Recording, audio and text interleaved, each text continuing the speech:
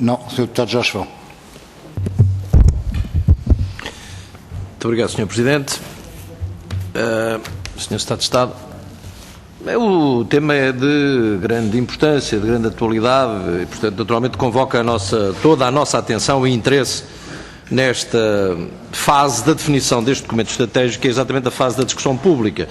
Não estamos concretamente, penso eu, num episódio de discussão pública, mas estamos num debate parlamentar da apresentação deste documento da Estratégia Nacional para o Mar, desta nova estratégia, desta nova versão da Estratégia Nacional para o Mar.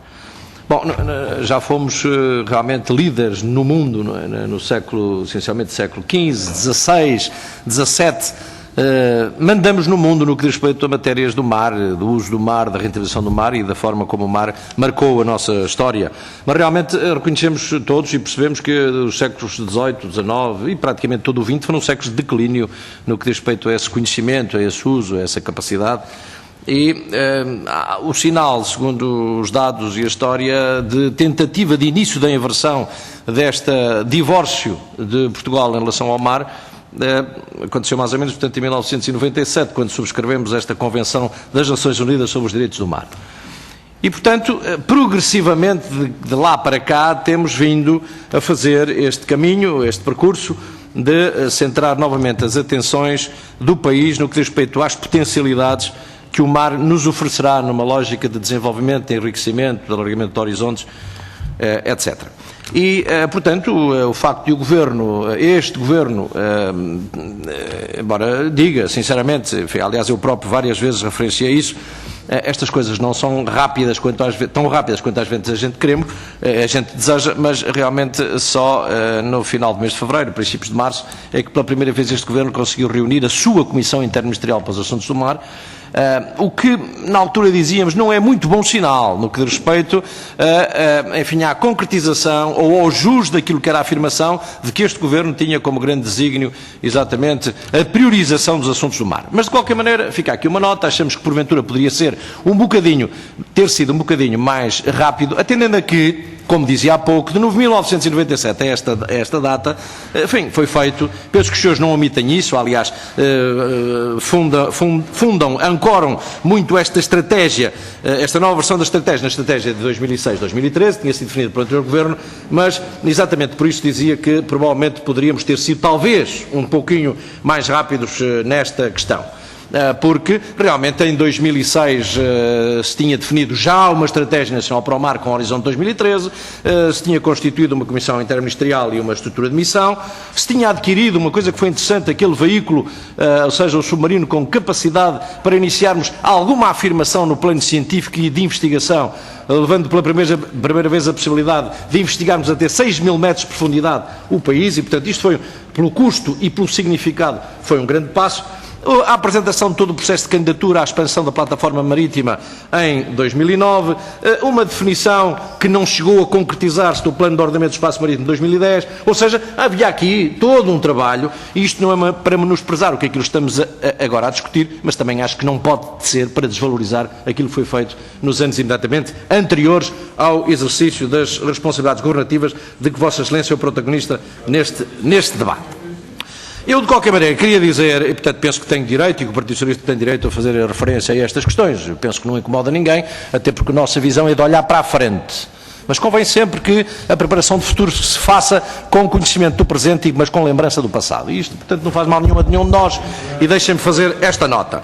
Mas eu queria dar aqui uma nota de elogio, ou queríamos dar pela forma como esta metodologia da discussão pública está a ser encarada pelo Governo, porque muitas vezes se pensa que uma discussão pública é tirar um documento para, enfim, a sociedade civil, e a sociedade civil que se organize no sentido da sua discussão. Felicito o Sr. Secretário de Estado e o Governo pelo facto de estarem a ser os motores, exatamente, desse processo de debate público, com todas estas sessões, e interessante e curioso, inclusive e simbólico, que tenha começado em Bragança, exatamente um dos pontos mais afastados do mar português, mas de território nacional, a discutir esta questão, e portanto queríamos deixar esta nota de elogio e realçar aqui realmente uma evolução, se quisermos, nos conceitos, na ambição dos objetivos, na definição de novos pilares desta estratégia, muito fruto da evolução de que todo este processo tem também no plano europeu, no plano mundial e particularmente no plano europeu.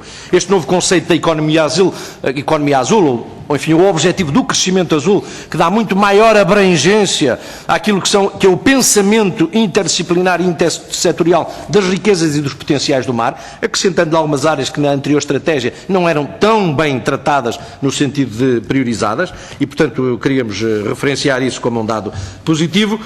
Estes pilares que sustentam esta estratégia, a exploração, a preservação e a pesquisa, acho que pouco ênfase se faz, embora na exploração possa estar subjacente, a ideia da rentabilização, ou seja, da valorização, do ganho, da mais-valia.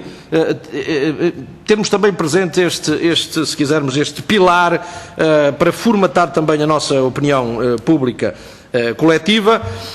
Por outro lado, estas preocupações aqui no que diz respeito às ações, porque talvez esta estratégia, como diz e bem no próprio documento, que está sustentada numa avaliação, numa revisão da anterior estratégia, terá talvez uma situação inovadora, que é a de ser acompanhada por planos de ação, o que realmente deve ser sublinhado. Talvez a estratégia anterior nessa matéria tivesse um pouco descurada na estabilização de metodologias de intervenção, que acho que isso que é muito importante, e centradas muito em prioridades também nas ações. Ordenamento do espaço marítimo, fundamental, a simplificação dos processos de intervenção no espaço marítimo, a eliminação de sobreposições e a redução de burocracias, e portanto estes elementos aparecem mais marcados como objetivos de política. Falta saber se depois lá chegamos e como lá chegamos e o tempo que nos vai levar a lá chegarmos, isso é outra matéria, mas parece-nos que isso deve ser referenciado como aspectos positivos e enaltecer. Eu gostaria de colocar aqui uma pergunta, aliás, ela já foi aflorada, o Sr. Estado deu-lhe uma resposta, enfim, aliás, líamos aqui uma nota que traduz uma afirmação do Sr. Estado de Estado que diz: o mar português vai receber 400 milhões de euros, mais 400 milhões de euros do Fundo Europeu, mais a realização de um conjunto de recursos, e isso vai proporcionar 2 mil milhões, provavelmente, em 7 anos. Dá-me a sensação que estamos talvez aqui, eu não sei quais foram os modelos matemáticos que estamos a utilizar, mas gostava que sustentasse um pouco melhor isso, e parece-me que realmente não me parece, embora importante na promoção e na conquista da opinião pública para este processo, acho que estamos talvez aqui a trabalhar com números um bocado, parece-me a mim, a vários níveis um bocado pouco ponderados. Uma nota também que gostaríamos de fazer um pouco como, se quisermos, crítica disto, e depois uma pergunta final e termino, Sr. Presidente.